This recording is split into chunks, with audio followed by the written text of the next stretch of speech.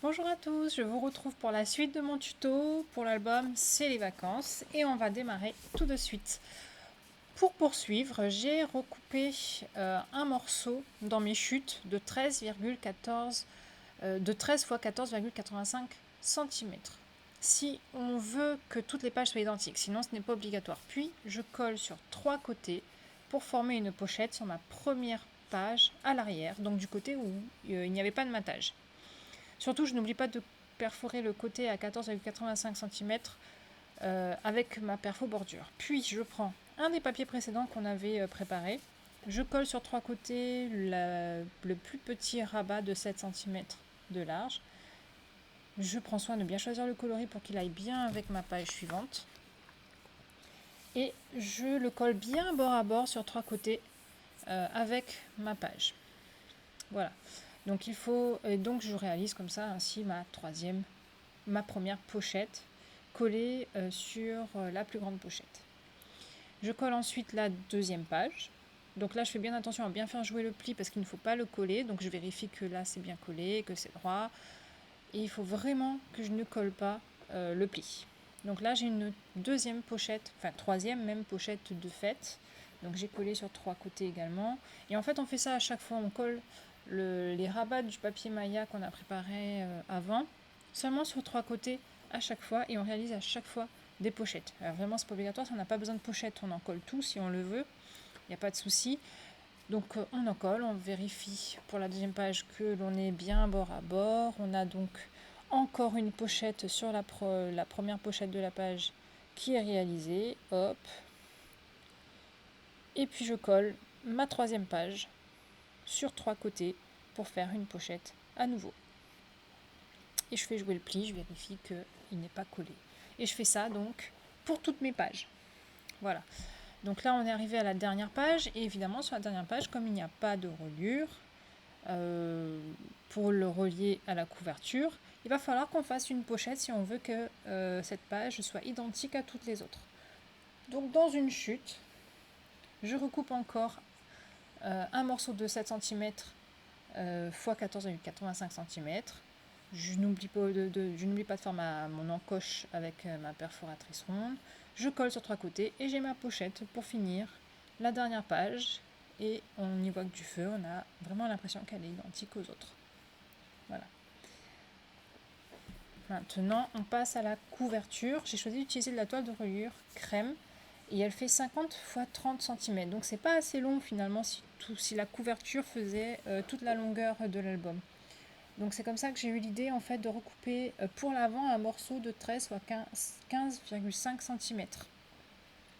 Donc au final, je colle d'abord mon plus grand morceau qui lui fait 21,7 cm x 15,5 cm.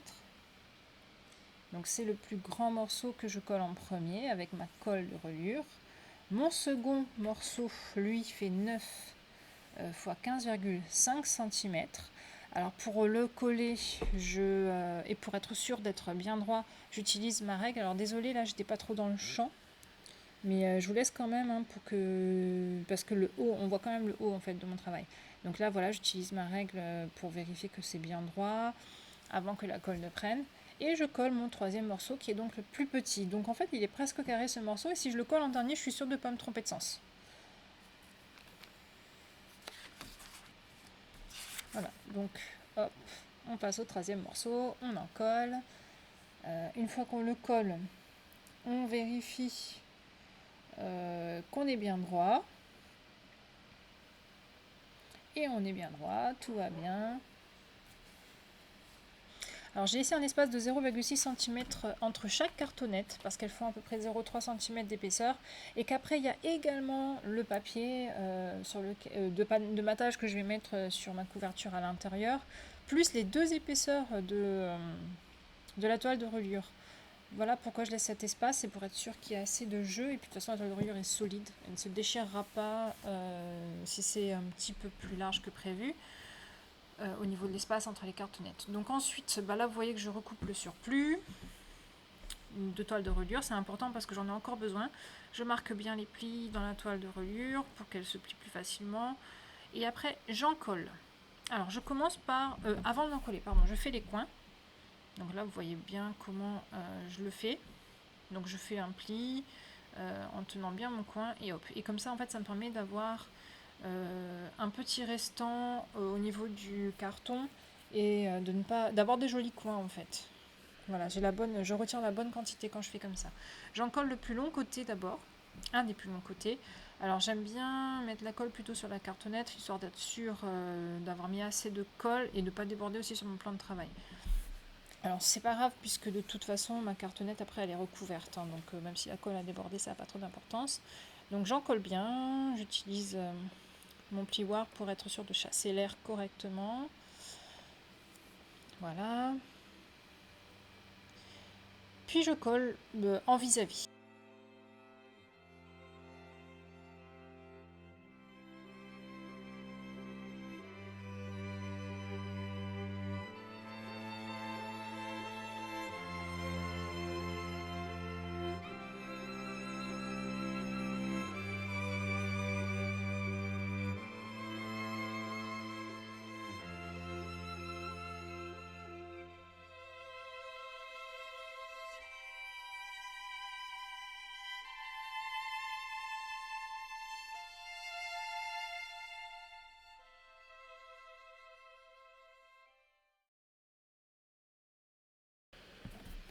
Je colle ensuite les autres côtés de ma toile de reliure en vis-à-vis donc là cette fois-ci j'attaque les côtés les plus courts et je procède de la même façon en faisant bien attention à faire mon coin. Alors au début on me voit faire avec l'ongle et finalement je préfère le plioir. Généralement j'ai le réflexe de faire avec l'ongle mais je préfère quand même tracer avec le plioir mes deux coins. Je trouve que c'est plus propre. Enfin en tout cas moi j'y arrive mieux comme ça.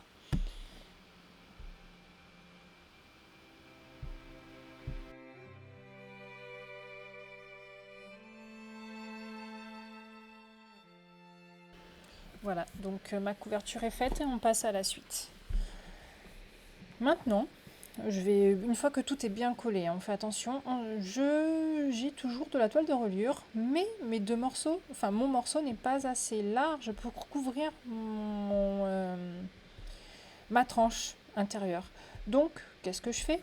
Eh bien, je vais recouper deux morceaux de 15,5 cm dans la largeur qui me reste.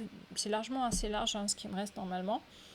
Donc j'avais pour au moins 9 cm de large en fait, dans ce qui me restait.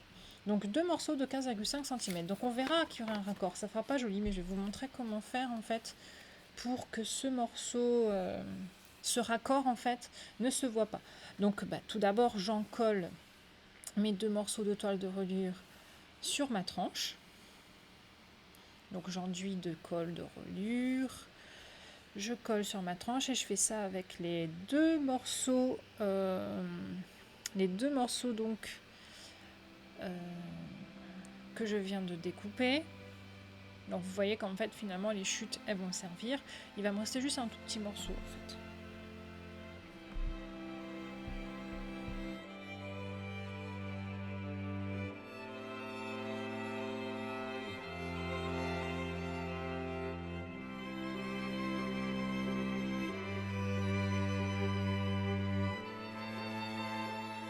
Donc désolée, je n'étais pas trop dans le champ, mais comme on voit un petit bout, je vous l'ai laissé quand même pour que vous voyez que j'ai bien raccordé mes deux morceaux. Et là, en fait, je prends un bout de ruban qui est assorti à la collection de papier. J'ai mis du double face dessus. Et en fait, je le colle exactement sur le raccord que j'avais normalement bien centré au niveau de ma tranche. Donc je prends bien soin de ne pas coller la partie qui se trouve sur le dos extérieur de ma reliure parce que je veux absolument pouvoir utiliser le ruban comme accroche par exemple, ou éventuellement aussi je peux glisser un morceau de papier imprimé s'il m'en reste dessous, mais malheureusement j'en ai plus. Donc maintenant que j'ai terminé, eh bien je vais passer à la déco de la couverture. Alors je vous la montre pas en vidéo cette déco parce que je ne suis pas experte, je ne suis experte en rien d'ailleurs, mais là, franchement, c'est une des premières fois que j'utilise les mousses. Et puis le pochoir, j'avais un peu de mal à l'utiliser correctement. Donc je ne vais pas vous montrer comment j'ai fait. Vous avez vu le résultat de toute façon en vidéo au tout début, quand j'ai fait le premier tuto. Donc on va passer à la suite l'intérieur, l'habillage intérieur des couvertures. Donc je vous montre quand même un petit peu ce que j'ai fait, mais on ne va pas jusqu'au bout. Donc je mesure ma tranche parce qu'elle fait 9 cm, 7 cm, je vais vérifier. Et en fait cette tranche, elle est composite. Elle est formée de plusieurs U. Mais l'album est large en fait. Et c'est pas facile à coller sur la toile de reliure qui a tendance à beaucoup boire la colle. Donc qu'est-ce que je fais? Je recoupe un morceau de 7 cm et 14 x 14,85 cm que je colle sur la tranche. Et du coup, ça sera plus simple ensuite de venir encoller mon album dans la couverture. Parce que là, en fait, sinon, c'est très difficile d'être sûr de coller tous les U comme il faut sur ma base. Je ne sais pas si j'arrive à m'expliquer, mais là, en fait, comme tous les U sont collés les uns aux autres et que c'est du fait main quelque part, donc on n'est pas... c'est pas hyper précis en fait, c'est précis, ça ne se voit pas, on a l'impression que tout est aligné, mais il y a forcément des micro-décalages. Et là au moins je suis sûre avec cette tranche que ce papier qui recouvre ma tranche, que mon album sera vraiment bien posé au fond quand je l'encollerai. Donc voilà, je passe du coup maintenant. Je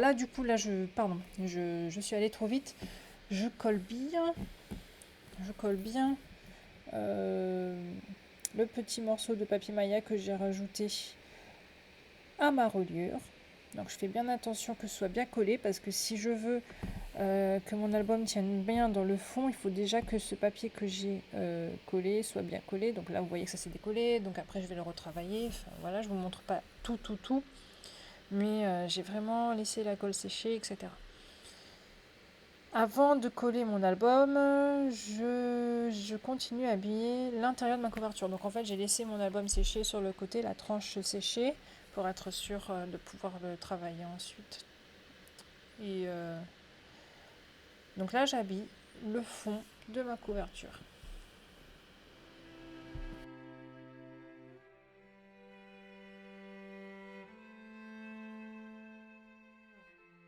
Et maintenant, je reviens avec mon album. J'enduis ma nouvelle tranche, de colle de reliure. Donc là, c'est hyper important la colle de reliure parce que l'album va être manipulé en fait. Et si c'est tout raide, si on utilise une colle classique toute raide quand elle sèche, ça va déchirer. Donc hop, j'applique, je centre bien, je vérifie que j'ai bien 1 cm de chaque côté. Je colle bien au plioir. Là, je l'ai fait avec le doigt d'ailleurs, ça marche aussi. Quand ils sont propres, ça marche, faut faire attention quand même. Et pour être sûr que ça colle bien, parce que la toile de reliure quand même boit pas mal la colle, eh bien je maintiens avec des pinces, parce qu'en plus je vais travailler encore sur la couverture, je vais continuer à l'habiller, et donc pour ça il faut vraiment que ma couverture tienne bien.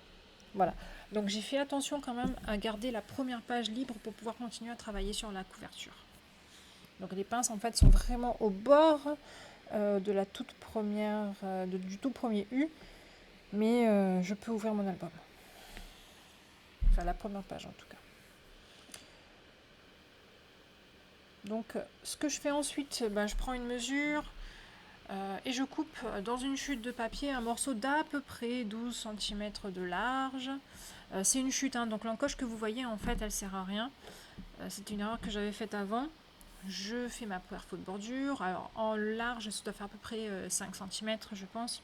C'est surtout pour habiller le haut de mon fond de couverture, enfin de la couverture avant en fait que je fais ça. Donc voilà. Donc j'habille la cartonnette. Voilà. Donc là, je suis en train de réaliser le soufflet en fait. Donc là, c'est le haut qui ne sera pas couvert par le soufflet que j'habille. Et là, dans du papier Maya, alors c'est important parce que le soufflet il va pas mal bouger. Donc dans le papier Maya, je vais recouper donc un autre morceau pour faire ce soufflet. Donc d'abord, je fais un pli à 1 cm, puis 2 cm, puis 3 cm. Et ensuite plus loin, à 15 cm, 17 cm, 18 cm, et je coupe à 19 cm. Alors mon papier fait à peu près 13 cm de haut en tout, et je rajoute 1 cm de rabat, en fait, où je fais un pli. Donc là, je ne l'ai pas fait tout de suite le pli, je l'avais oublié, je reviens sur ma feuille ensuite pour le faire. Donc je fais mes plis au plioir. Alors attention au plioir pour que ce soit bien droit, parce que le soufflet, quand c'est un peu plié de travers, ça se voit vraiment et c'est pas très beau en fait. Donc je fais mes 3 plis de chaque côté. Et là je me rends compte qu'il me manque... En fait j'ai fait les coins, mais ça sert à rien parce que j'avais oublié de faire un pli. Donc là je refais mon pli à 1 cm. Voilà. Hop. Et je coupe le surplus. Donc là, je vous l'ai mis en vitesse réelle pour que vous puissiez voir exactement où je coupe. Donc en fait, je coupe le 1 cm du bas. Mais je mange pas le dernier. Je mange tout le pli en fait. Tout le pli qui est sur le côté. Et j'angle. Voilà, donc j'angle tous les rabats. Sauf les plis intérieurs de mon soufflet. Et ensuite, je vais coller ceci sur ma couverture. Alors j'ai utilisé du double face parce que là, je trouve que c'est plus efficace le double face sur la toile de reliure. Mais en général, j'utilise toujours de la colle à pointe fine ou de la clé au colle. Enfin, de la colle de reliure en fait. Donc voilà, donc je colle mon soufflet.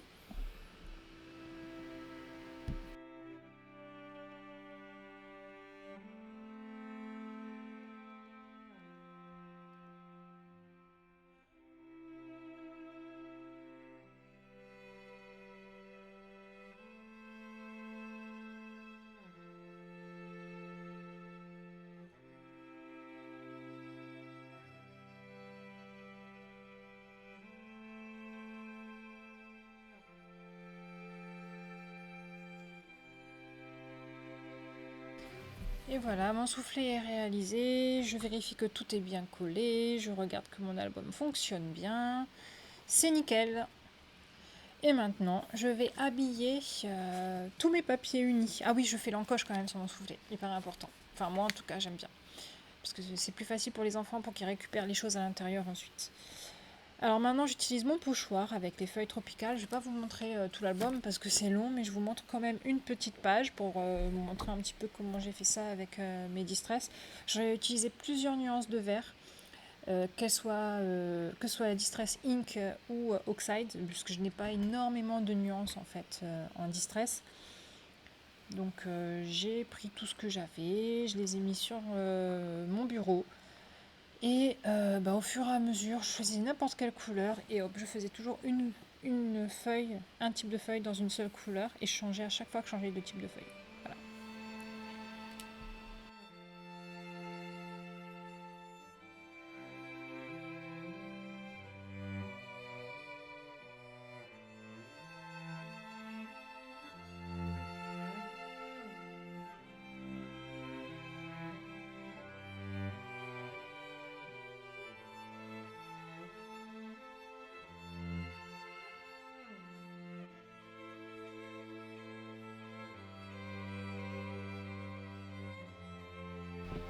Et voilà, ce tuto est terminé. Je vous remercie beaucoup de l'avoir visionné. N'hésitez pas à me laisser votre avis en commentaire, à me dire s'il vous a semblé utile ou pas, si vous avez aimé. Je vous retrouve, j'espère, très bientôt avec d'autres idées, d'autres tutos. Et je vous dis donc à très vite et scrapez bien. Scrap bise.